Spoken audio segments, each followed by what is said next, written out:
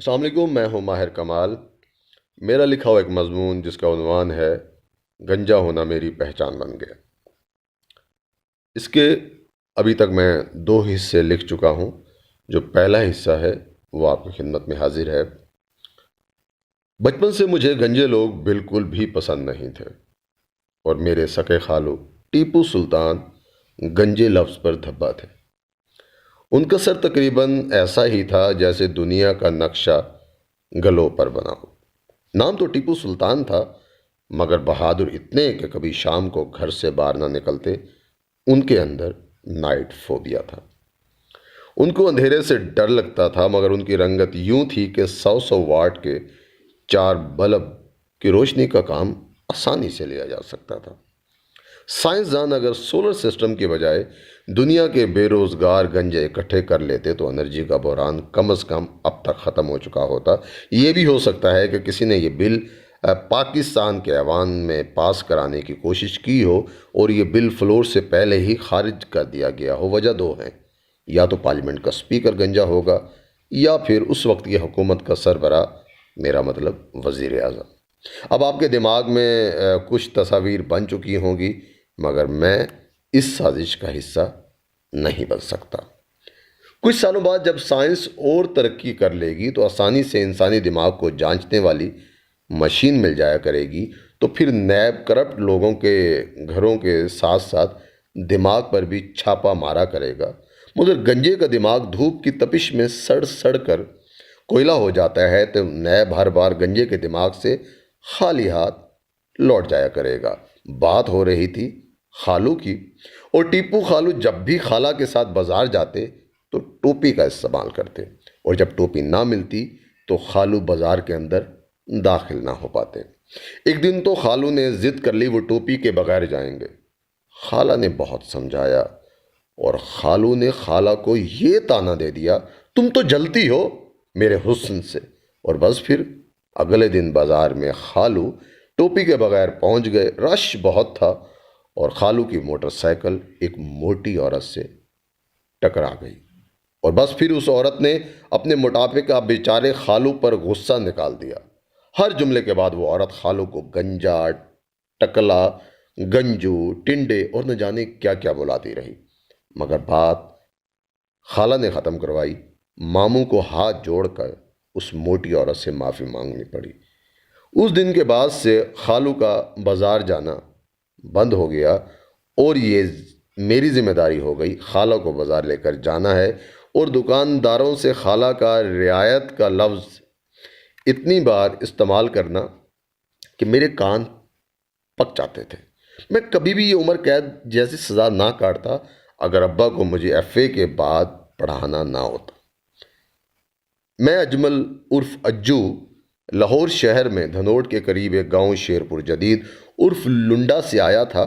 مجھے لاہور کا کھانا تو راس آ گیا، مگر پانی نہیں آیا۔ یہ بات کراچی کے بارے میں سن رکھی تھی، مگر لاہور کے اسلام پورہ بازار میں جہاں خالو کرایہ دار تھے، اس کا مالک مکان ریحان عرف جگنو بھائی نے کون سا نہ جانے ایسا گناہ کیا تھا کہ گورنمنٹ کالج لاہور میں BA کے پہلے سال ہی میرے سلکی بالوں نے مجھے الوداع کہنا شروع کر دیا تھا۔ مجھے لگا میرا وہم ہے، اور اس وہم کو دور کرنے کے لیے ابا سے بات کی، جن کا ابھی تک ایک بال تک نہ گرا تھا۔ ابا نے یہ کہہ کر بات ختم کر دی: سر کے سارے بال گر جائیں، BA میں اچھے نمبر لینے کے بعد CSS افیسر بننا ہے۔ ابا نے ایک اور دھمکی دے رکھی تھی: اگر میں CSP نہ بنا تو وہ دوسری شادی کر لیں گے۔ جب گھر PCO سے کال کرتا تو اماں رو رو کر برا حال کر لیتی۔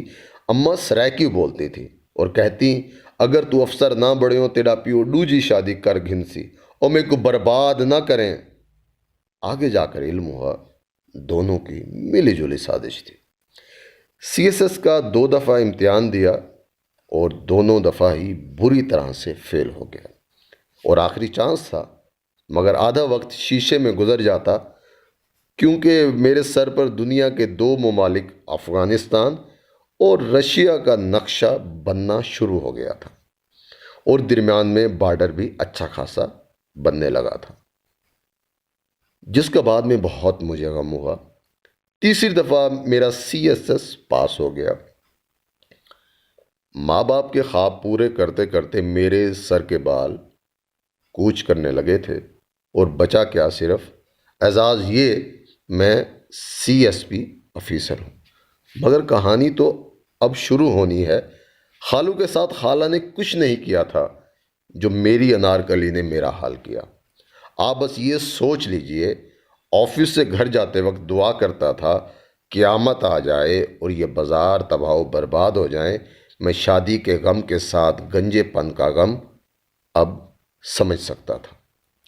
میری انارکلی کون بنی اور میرا اس نے آگے جا کر کیا کیا حال کیا، اس کے لیے آپ کو اس مضمون کا دوسرا حصہ سننا اور دیکھنا ہوگا، کیونکہ اب آفس سے چھٹی ہونے والی ہے اور بیگم کو علم ہوا کہ میں کوئی داستان سنا رہا ہوں، تو میرا جو حال ہوگا وہ الفاظ میں بیان نہیں کر سکتا۔ ضرور اپنی رائے کا اظہار کیجیے گا۔ اگر آپ کو یہ سیریز پسند آئی تو میں CSP آفیسر کے ساتھ سٹوری رائٹر بھی بن جاؤں گا، اور آج کل سنا ہے کہ سٹوری رائٹر کی بڑی ڈیمانڈ ہے۔ ناپسند آیا تو دوسرے حصے کی نوبت نہیں آئے گی۔ آپ ضرور اپنی رائے کا اظہار کیجیے گا تاکہ عجوز صاحب سے ہم مزید ان کی کہانی سن سکے۔ اپنا بہت سا خیال رکھیے گا۔ تمام گنجو بھائیوں کے ساتھ ہمدردی ہے اور رہے گی۔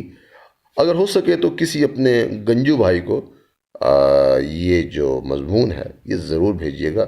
دوسرے حصے میں بتاؤں گا کہ کس طرح سے اجو جب CSP آفیسر بنا تو اس کے جو بیگم ملی، کیا کیا اس کا حال ہوا، کب کب اس کے بال کس رفتار کے ساتھ گرے۔ اس کے لیے آپ دوسرے مضمون کا جو اس مضمون کا جو دوسرا حصہ ہے اس کا انتظار کیجیے گا۔ ماہر کمال کو دیجیے اجازت۔ خدا حافظ۔